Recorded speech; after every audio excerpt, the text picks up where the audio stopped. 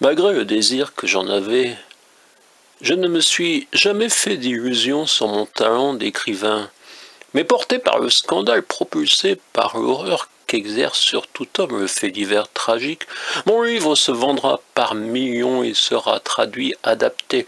Il figurera durablement dans les annales de la littérature. Toute chose que je ne pouvais espérer par mon seul talent. J'ai contourné l'obstacle, voilà tout. Je n'aurais pas volé ma gloire. Finalement, ce vieux roman déjà, un trailer de Pierre Lemaitre, travail soigné, est également une réflexion sur la littérature. Il avait été publié en 2006 aux éditions Jean-Claude Lattès.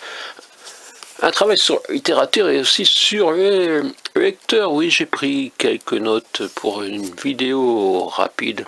Dans le taxi qui le ramenait vers le centre de Paris, le policier se demanda s'il avait lu 1000 livres dans sa vie, commença à faire un calcul approximatif à raison de 20 livres par an, les bonnes années, arrondi à 400 et prit le temps de méditer amèrement sur l'étendue de sa culture. L'étendue de la culture de ce livre et du but, je me la suis posée dès les premières pages où j'ai été surpris, j'ai failli arrêter en me disant mais c'est quoi de ce bouquin? C'est simplement un remake d'American Psycho. Oui, pour moi, ce fut évident. C'est American Psycho. Et quand le tueur en série on se demande où il a trouvé le scénario de ce premier meurtre connu, on se dit mais c'est pas possible que personne ne connaisse American Psycho. Et finalement il faudra que la question arrive à un bouquiniste pour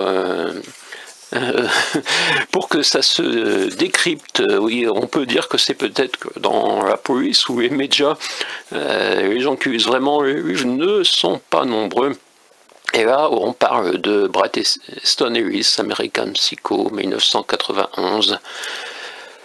On fait aussi qui a vendu des millions d'exemplaires, mais sûrement pas dans la police française, ou alors c'est une manière pour Pierre Lemaitre de se moquer. Il oserait peut-être de la sous-culture ambiante dans notre pays réel et surtout dans le monde de la police et même chez les chroniqueurs. Alors finalement cet écrivain raté, oui, il a trouvé une solution, c'est de prendre des grands romans avec des meurtres et de les réaliser.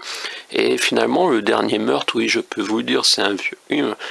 Il a fait entrer l'inspecteur Camus, dont je vous ai parlé, dans son roman, dans le roman qu'il avait écrit, le seul roman qu'il a écrit, et qui fut un bide complet, où une femme enceinte était assassinée, et justement cette femme, ce sera la femme du policier.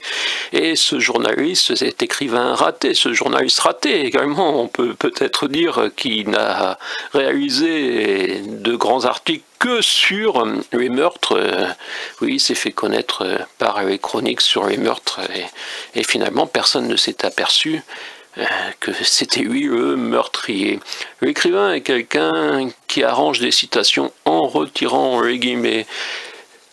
On s'en apercevra après, on sait que Pierre Lemaitre a obtenu donc un prix Goncourt, j'en ai déjà parlé, mais Pierre Lemaitre aime faire des citations, et là effectivement c'est au-delà de ce que je vous ai dit, de la reprise de meurtres de romans très connus ou peu connus, donc on va de Bret Easton Ellis aux autres que je ne citerai pas, et dans l'ordre il parle d'Althusser, de Pérec, de Lacoste, Maurice Ponce, Lacan. Il s'inscrit dans la littérature. Donc, je ne sais pas si c'est un trailer plus ambitieux que d'autres, puisque j'en lis très peu, même si je l'ai trouvé un peu tiré par les cheveux justement sur ce côté de reprise d'American Psycho, et que tout le monde cherche où il s'en est inspiré alors que pour moi c'était une évidence, et pour vous également, essayez de lire deux bouquins même à quelques années d'intervalle. C'est vrai qu'American Psycho reste dans les têtes avec Patrick Bateman. On peut se dire au départ, oui, il a voulu faire un Patrick Bateman à la française, et peut-être pour en arriver à inspirer un président, on ne sait pas, on ne sait pas.